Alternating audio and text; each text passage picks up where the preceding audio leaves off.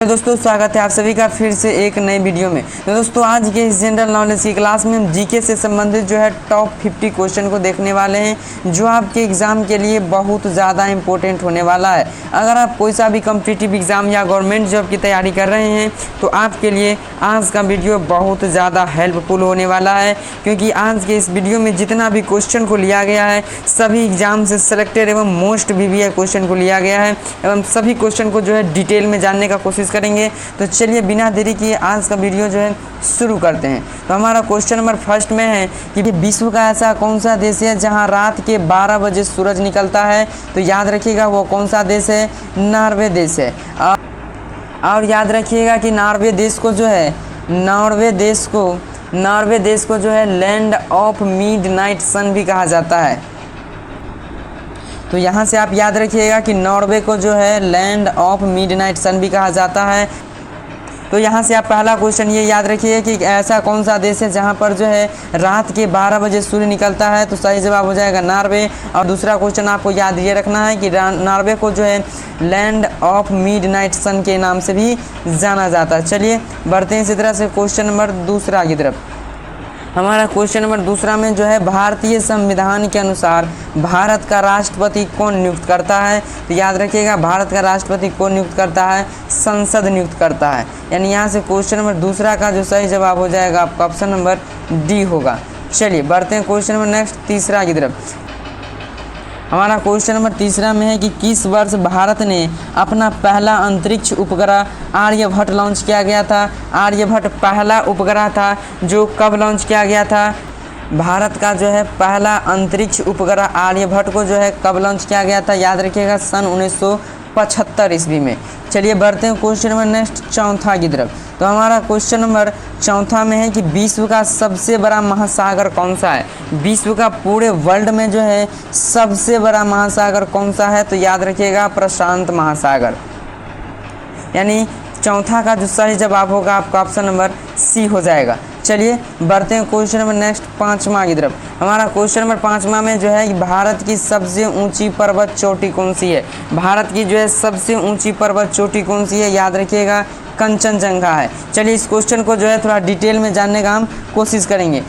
तो यहाँ पर एक इम्पोर्टेंट नोट लिखा हुआ है कि सिक्किम के उत्तर पश्चिम भाग में नेपाल और भारत की सीमा पर स्थित कंचनजंगा भारत की सबसे ऊंची और दुनिया की तीसरी सबसे बड़ी चोटी है। इसकी ऊंचाई की बात की जाए तो इसकी ऊंचाई जो है 8,586 मीटर यानी कि 28,169 फीट वाली ये चोटी माउंट एवरेस्ट से सिर्फ 262 मीटर कम है।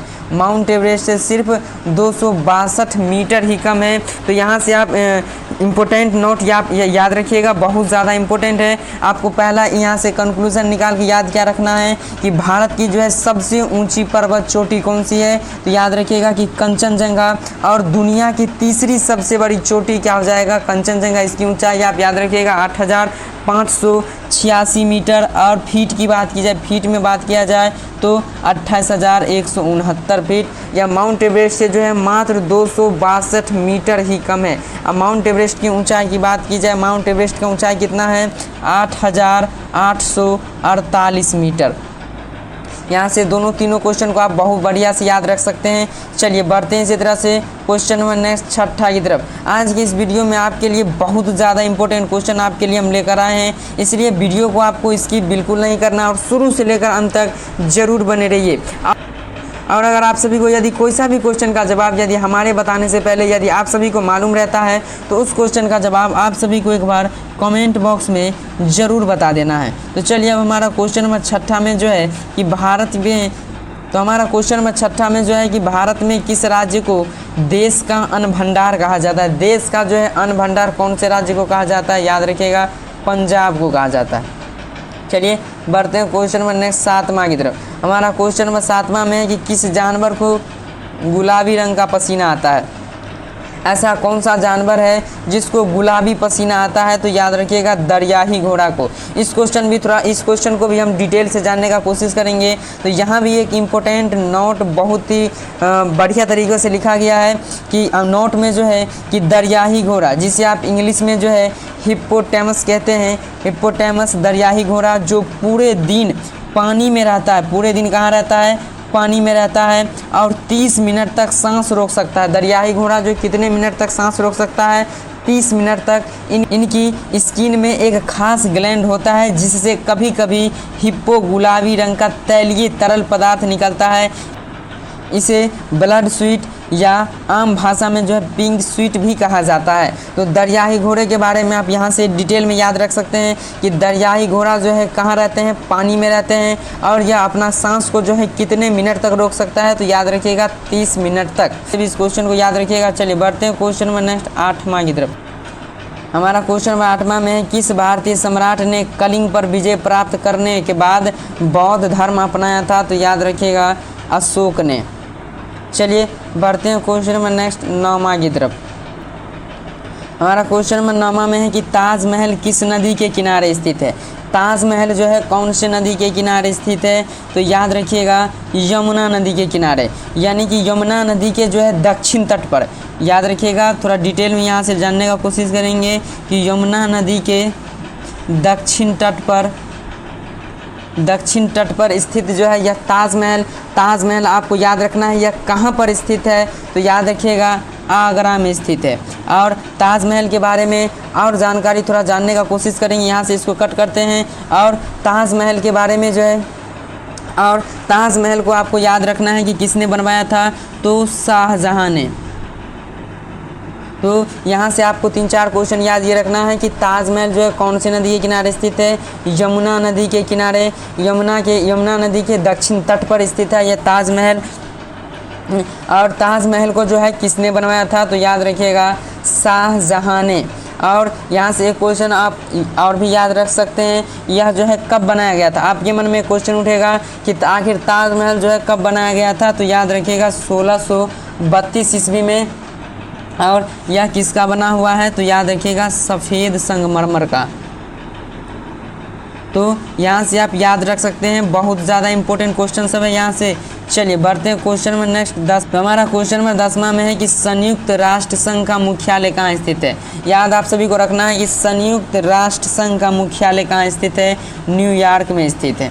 चलिए बढ़ते हैं क्वेश्चन नंबर नेक्स्ट 11वां की तरफ।